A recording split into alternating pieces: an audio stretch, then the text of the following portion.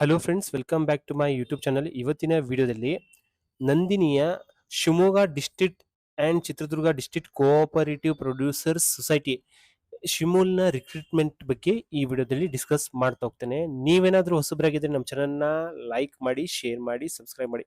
ಈ ಒಂದು ಆನ್ಲೈನ್ ಅಪ್ಲಿಕೇಶನ್ನ ನೀವು ಬಂದ್ಬಿಟ್ಟು ಈ ಹುದ್ದೆಗಳಿಗೆ, ಖಾಲಿ ಹುದ್ದೆಗಳಿಗೆ ಆನ್ಲೈನ್ ಅರ್ಜಿ ಸಲ್ಲಿಸೋದು ಬಂದ್ಬಿಟ್ಟು 28/8/2025 ಪ್ರಾರಂಭ ಆಗಿದೆ.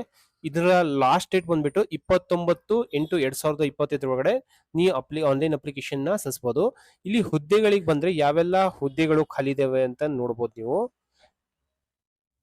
ಇಲ್ಲಿ ಈ ನೋಟಿಫಿಕೇಶನ್ ಮೇಲೆ ಕ್ಲಿಕ್ ಮಾಡಿದ್ರೆ ನೀವು ಇಲ್ಲಿ ಸಹಾಯಕ ವ್ಯವಸ್ಥಾಪಕರು F&F ಪರಿಷ್ಕೃತ ವೇತನ ಶ್ರೇಣಿ ಬಂದ್ಬಿಟ್ಟು ಇದಕ್ಕೆ ಸ್ಯಾಲರಿ ಬಂದ್ಬಿಟ್ಟು F&F ಗೆ 83,700 1.5 ಲಕ್ಷ ತನಕ ಸ್ಯಾಲರಿ ಇದೆ. ಟೋಟಲ್ ಬಂದ್ಬಿಟ್ಟು ಇಲ್ಲಿ ನಂದಿನಿಯ ಶಿಮೂಲ್ನಲ್ಲಿ 194 ಹುದ್ದೆಗಳಿದಾವೆ ಒಟ್ಟು.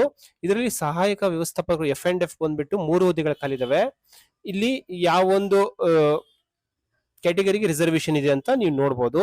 ಇದಕ್ಕೆ F&F ಹುದ್ದೆಗಳಿಗೆ ನೀವು ಬಂದ್ಬಿಟ್ಟು ಭಾರತೀಯ, ನೀವು ಯಾವುದೇ ಒಂದು BSc ಅಗ್ರಿಕಲ್ಚರ್ ನ ಮಾಡಿರ್ಬೇಕು ಅಂತವ್ರು ಈ F&F ಹುದ್ದೆಗಳಿಗೆ ನೀವು ಆನ್ಲೈನ್ ಅಪ್ಲಿಕೇಶನ್ ನ ಸಲ್ಲಿಸಬಹುದು.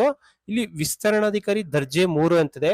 ಇದಕ್ಕೆ ಸ್ಯಾಲರಿ ಬಂದ್ಬಿಟ್ಟು 54,175 99,400 ಇದೆ. ಟೋಟಲ್ 5 ಹುದ್ದೆಗಳಿದಾವೆ.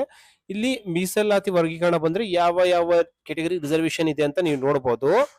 ಇಲ್ಲಿ ನೀವು ಇಲ್ಲೂ ಏನಂತಂದ್ರೆ ಯಾವುದೇ ಒಂದು ಯೂನಿವರ್ಸಿಟಿಯಿಂದ ಡಿಗ್ರಿನ ಮಾಡಿರ್ಬೇಕು. ಯಾವುದೇ ಒಂದು ಡಿಗ್ರಿ ಮಾಡಿದ್ರು ಡಿಗ್ರಿ ಮಾಡಿ ಅದರಲ್ಲಿ ಮತ್ತೆ ನೀವು ಕಂಪ್ಯೂಟರ್ ನಮಗೆ ನಾಲೆಜ್ ಇರಬೇಕು ಅಂತವ್ರು ಅಪ್ಲೈ ಮಾಡಬಹುದು. ಇಲ್ಲಿ ಕೆಮಿಸ್ಟ್ ದರ್ಜೆ 2 ಅಂತಿದೆ. ಕೆಮಿಸ್ಟ್ ಇಲ್ಲಿ ಬಂದ್ಬಿಟ್ಟು ಟೋಟಲ್ 4 ಹುದ್ದೆಗಳಿದಾವೆ. ಇಲ್ಲಿ ವೇತನ ಶ್ರೇಣಿ ಬಂದ್ಬಿಟ್ಟು 44,425 83,700 ತನಕ ಸ್ಯಾಲರೀಸ್ ಕೊಡ್ತಾ ಹೋಗ್ತಾರೆ. ದರ್ಜೆ 2 BSc ಇನ್ ಮೈಕ್ರೋಬಯಾಲಜಿ ಆಗಿರೋರು ಇದನ್ನ ಅಪ್ಲೈ ಮಾಡಬಹುದು. ಟೋಟಲ್ ಬಂದ್ಬಿಟ್ಟು 2 ಹುದ್ದೆಗಳಿದಾವೆ. ಸ್ಟಾರ್ಟಿಂಗ್ ಸ್ಯಾಲರಿ ಬಂದ್ಬಿಟ್ಟು 44,425 83,000 ತನಕ ಕೊಡ್ತಾ ಹೋಗ್ತಾರೆ. ಇಲ್ಲಿ ಕಿರಿಯ ಸಿಸ್ಟಮ್ ಆಪರೇಟರ್ ಇದೆ. ಇಲ್ಲಿ ಏನಂತಂದ್ರೆ ಇದನ್ನ 45,000 83,000 ತನಕ ಕೊಡ್ತಾ ಹೋಗ್ತಾರೆ. ಇದು ಟೋಟಲ್ ಬಂದ್ಬಿಟ್ಟು 3 ಹುದ್ದೆಗಳಿದಾವೆ. ಇಲ್ಲಿ ಏನಂತಂದ್ರೆ ಯಾವುದೇ ಒಂದು ಯೂನಿವರ್ಸಿಟಿಯಿಂದ ಡಿಗ್ರಿನ ಆಗಿರ್ಬೇಕು, ಮತ್ತೆ ಕಂಪ್ಯೂಟರ್ನ ಬಗ್ಗೆ, ಅಪ್ಲಿಕೇಶನ್ ಬಗ್ಗೆ ನಿಮ್ಗೆ ತಿಳಿದಿರ್ಬೇಕಾಗತ್ತೆ. ಇಲ್ಲಿ ಕಿರಿಯ ತಾಂತ್ರಿಕರು ಅಂತಿದೆ. ಇಲ್ಲಿ ಎಲೆಕ್ಟ್ರಿಕಲ್ ನೀವು SSLC ನ ಪಾಸ್ ಮಾಡಿರ್ಬೇಕು, ಮತ್ತೆ NTC ಸರ್ಟಿಫಿಕೇಟ್ ನ ಅಥವಾ NCVT ಅಂದ್ರೆ ITI ನ ಟ್ರೈನಿಂಗ್ ಸರ್ಟಿಫಿಕೇಟ್ ಹೊಂದಿರಬೇಕು ಅಂತವ್ರು ಅಪ್ಲೈ ಮಾಡಬಹುದು. ಇಲ್ಲಿ ಕಿರಿಯ ತಾಂತ್ರಿಕ ರಿಫ್ರಿಜರೇಷನ್ ಅಂತಿದೆ. ಇಲ್ಲಿ ಟೋಟಲ್ ಬಂದ್ಬಿಟ್ಟು 2 ಹುದ್ದೆಗಳಿದಾವೆ. ಇಲ್ಲಿ ಏನಂತಾರೆ SSLC ಪಾಸ್ ಮಾಡಿರ್ಬೇಕು ಅಥವಾ NTC ಸರ್ಟಿಫಿಕೇಟ್ ನ ಹೊಂದಿರಬೇಕು. ಅದ್ರ ಜೊತೆಗೆ ನಿಮ್ಗೆ ಏನಾದ್ರು NCVT ಅಂದ್ರೆ ITI ಇನ್ ರಿಫ್ರಿಜರೇಷನ್ ಮಾಡಿದ್ರೆ ಅಪ್ಲೈ ಮಾಡಬಹುದು. ಇಲ್ಲಿ ಕಿರಿಯ ತಾಂತ್ರಿಕರು ಬಾಯ್ಲರ್ ಅಟೆಂಡೆಂಟ್ ಅಂತಿದೆ. ಇದನ್ನ ಬಂದ್ಬಿಟ್ಟು 34,000 ಏನೋ ಸ್ಯಾಲರಿ ಇದೆ. 3 ಹುದ್ದೆಗಳಿದಾವೆ ಒಟ್ಟು. ಇಲ್ಲಿ SSLC ನ ಪಾಸ್ ಮಾಡಿರ್ಬೇಕು. ಬಾಯ್ಲರ್ ಮತ್ತು ಕಾರ್ಖಾನೆಯವರಿಂದ ಬಾಯ್ಲರ್ ಅಟೆಂಡೆಂಟ್ ದರ್ಜೆ 2 ಅಥವಾ ದರ್ಜೆ 1 ಬಾಯ್ಲರ್ ಅಟೆಂಡೆಂಟ್ ಅಥವಾ ದರ್ಜೆ 1 ಅಥವಾ ದರ್ಜೆ 2 ಸರ್ಟಿಫಿಕೇಟ್ ನ ಹೊಂದಿರಬೇಕು. ಅಥವಾ SSLC ಇಂದ ಬಾಯ್ಲರ್ ಅಟೆಂಡೆಂಟ್ ಟ್ರೇಡ್ ನಲ್ಲಿ ಪ್ರಾವಿಷನಲ್ ಸರ್ಟಿಫಿಕೇಟ್ ನ ಪಡೆದಿರ್ಬೇಕಾಗತ್ತೆ.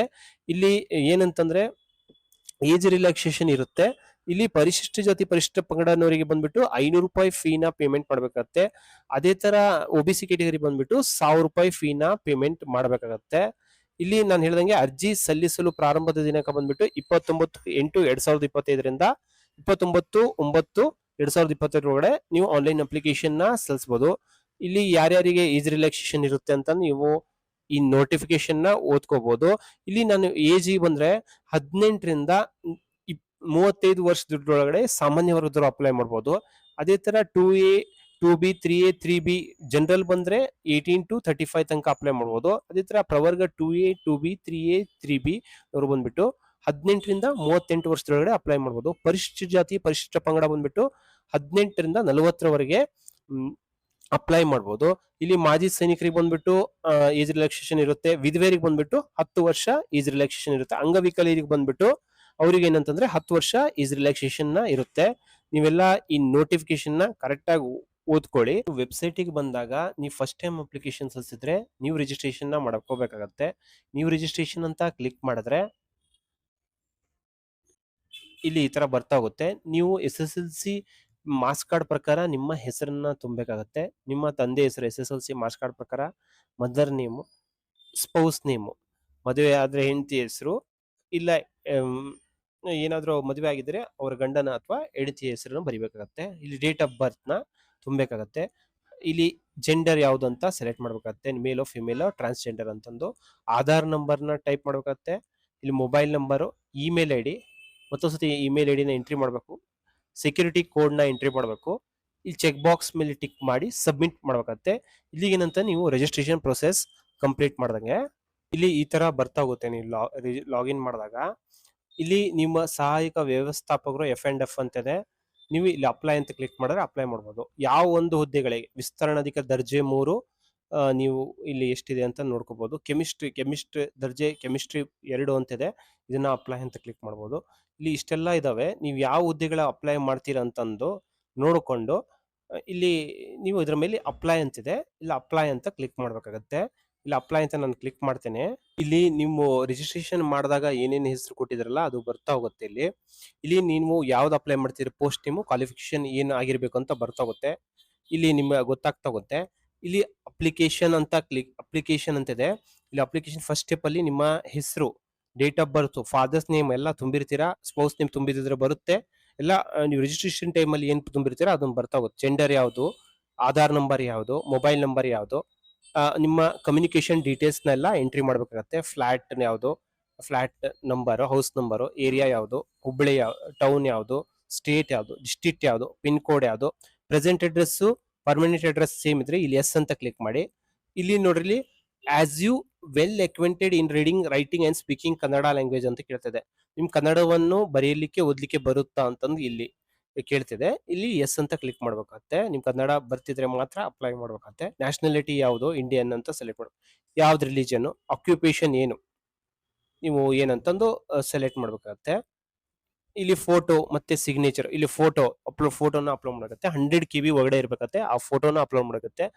ನೆಕ್ಸ್ಟ್ ಸಿಗ್ನೇಚರ್ನ ಅಪ್ಲೋಡ್ ಮಾಡ್ಬೇಕತ್ತೆ. ಅದು JPG PNG ಫಾರ್ಮೆಟ್ ಅಲ್ಲಿ ಇರುತ್ತೆ. 50 KB ಒಳಗಡೆ ಇರ್ಬೇಕಾಗತ್ತೆ. ಇಲ್ಲಿ ಸಬ್ಮಿಟ್ ಕೊಡ್ಬೇಕಾಗತ್ತೆ.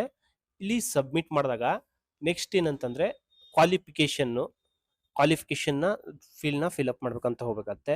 ನೆಕ್ಸ್ಟ್ ರಿಸರ್ವೇಶನ್, ನಾನು ಹೇಳ್ದಂಗೆ ನೀವೇನಾದ್ರೂ SC/ST ಇದ್ರೆ 40 ಇಯರ್ಸ್ ತನಕ ಅಪ್ಲೈ ಮಾಡ್ಬೋದು. ಅದನ್ನ ಇನ್ಕಮ್ ಸರ್ಟಿಫಿಕೇಟ್, ರಿಲೆವೆಂಟ್ ಡಾಕ್ಯುಮೆಂಟ್ಸ್ನೆಲ್ಲ ನೀವು ಕರೆಕ್ಟಾಗಿ RD ನಂಬರು ಅವನ್ನೆಲ್ಲ ತುಂಬ್ಕೊಂತ ಹೋಗ್ಬೇಕಾಗತ್ತೆ. ಇಲ್ಲಿ 4th ಸ್ಟೆಪ್ ಅಲ್ಲಿ ಬಂದ್ಬಿಟ್ಟು ನಿಮ್ಮ ಡಾಕ್ಯುಮೆಂಟ್ಸ್ನ ಏನೇನು, ನಿಮ್ಮ SSLC ಮಾರ್ಕ್ಸ್ ಕಾರ್ಡ್ನ, ನಿಮ್ಮ ಇನ್ಕಮ್ ಸರ್ಟಿಫಿಕೇಟ್ನ, ಇವೆಲ್ಲ ಡಾಕ್ಯುಮೆಂಟ್ಸ್ನ ಅಪ್ಲೋಡ್ ಮಾಡ್ಕೊಂತ ಹೋಗ್ಬೇಕಾಗತ್ತೆ. 5th ಸ್ಟೆಪ್ ಅಲ್ಲಿ ಏನಂತಂದ್ರೆ ಡಿಕ್ಲರೇಷನ್ ಎಲ್ಲ ಕರೆಕ್ಟ್ ಆಗಿದೆ ಎಲ್ಲ ಪ್ರಿವ್ಯೂ ಮಾಡಿ ಡಿಕ್ಲರೇಷನ್ ಸೆಲೆಕ್ಟ್ ಮಾಡಿ ಸಬ್ಮಿಟ್ ಮಾಡ್ಬೇಕಾಗತ್ತೆ. ಆಮೇಲೆ ನಾನು ಹೇಳ್ದಂಗೆ ಇಲ್ಲಿ ಫಸ್ಟ್ ಮತ್ತೆ ಬ್ಯಾಕ್ ಬಂದು ಏನಂತಂದ್ರೆ ನೀವು ಫೀ ಪೇಮೆಂಟ್ ನ ಮಾಡಿದ್ರೆ ಸಬ್ಮಿಟ್ ಮಾಡ್ತಾ ಹೋಗುತ್ತೆ. ಈ ರೀತಿ ನೀವು ಶಿಮುಲ್ ನಲ್ಲಿ ಇರ್ತಕ್ಕಂಥ ಹುದ್ದೆಗಳಿಗೆ ಆನ್ಲೈನ್ ಅಪ್ಲಿಕೇಶನ್ ನ ಸಲ್ಲಿಸಬಹುದು. ಈ ವೆಬ್ಸೈಟ್ ಲಿಂಕ್ ನ ನಾನು ನನ್ನ ವಿಡಿಯೋ ಡಿಸ್ಕ್ರಿಪ್ಷನ್ ಕೊಡ್ತೀನಿ. ಆ ಲಿಂಕ್ ನ ಮೇಲೆ ಕ್ಲಿಕ್ ಮಾಡೋ ಮುಖಾಂತರ ನೀವು ಈಸಿಯಾಗಿ ಆನ್ಲೈನ್ ಅಪ್ಲಿಕೇಶನ್ ನ ಸಲ್ಲಿಸಬಹುದು.